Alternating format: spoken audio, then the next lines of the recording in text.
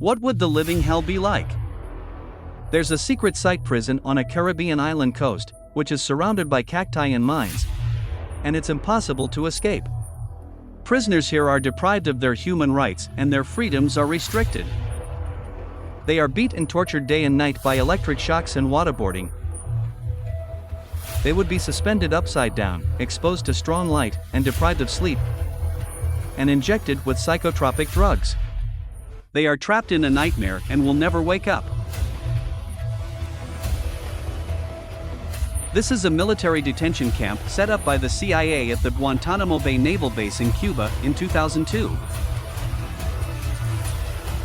It was originally used to detain Al-Qaeda and Taliban suspects, but it has become an extrajudicial place for violence, abuse, and human rights abuses nowadays. We tortured some folks. In 2014, the Senate Intelligence Committee released the committee study of the Central Intelligence Agency's detention and interrogation program, which exposed the brutal and bottomless interrogation methods of the CIA. Everything is just horrifying.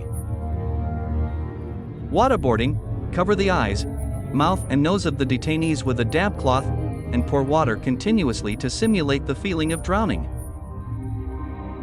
According to the report, a detainee named Khalid Sheikhli Mohammed was waterboarded at least 183 times.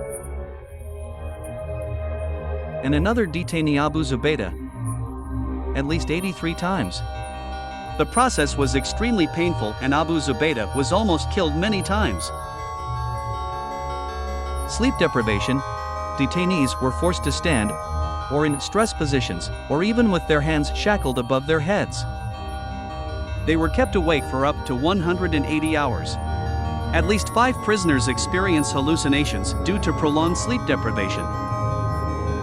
Use of cold detainees were often held down, naked, on a tarp on the floor, with the tarp pulled up around them to form a makeshift tub, while cold or refrigerated water was poured on them. In November 2002, one suspect, Gul Rahman, died as a result, and the officer who conducted the autopsy assumed that it might have been due to hypothermia. Confinement box. Put the detainees in a box. Abu Zubaydah spent a total of 266 hours in the large, coffin-size, confinement box and 29 hours in a small confinement box, and completely lost his mind after that. Suicides and hunger strikes occur every year at Guantanamo, and some detainees were used by the CIA as teaching tools for training interrogators. Incredibly, many of these detainees had been directly taken in by the CIA and deprived of their human rights without trial at the first place. Mauritanian Mohamedou Ould Slahi was imprisoned without charge for 14 years. In fact, Guantanamo is by no means an exception. The black sites set up by the CIA are like the claws of the dragon, and they have already spread all over the world. For example, the black site on the outskirts of the capital of Lithuania, codenamed Project No. 2 or Detention Site Violet. The black site in the northeastern suburbs of Warsaw, Poland, codenamed Quartz. The black site on the outskirts of Kabul, the capital of Afghanistan, codenamed Salt Pits. The black site in Udon Thani province in northeastern Thailand, codenamed Cat's Eye or Detention Site Green, and etc. The CIA's detention centers and tortures are not in line with the Fourth Amendment or the Geneva Convention. However, because these black sites are far overseas, they are not in the jurisdiction of American law. At the same time, the CIA refuses to recognize the detainees as POWs. Thus, the agency bypasses the relevant provisions of the Geneva Convention on the treatment of POWs and creates a legal vacuum.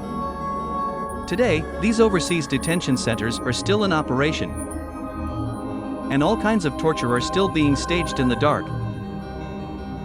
And the screams of the victims are still echoing over there. Judging from the actual effect, the use of enhanced interrogation techniques was not an effective means of acquiring intelligence. And the cost was high every year. Instead, it damaged America's standing in the world, caused the country to bear the stigma of prisoner abuse, and shamed every American citizen who advocated freedom and democracy. How can we continue to keep one eye closed? Let the dragon devour the right to freedom, and let the gates of hell open to the common people.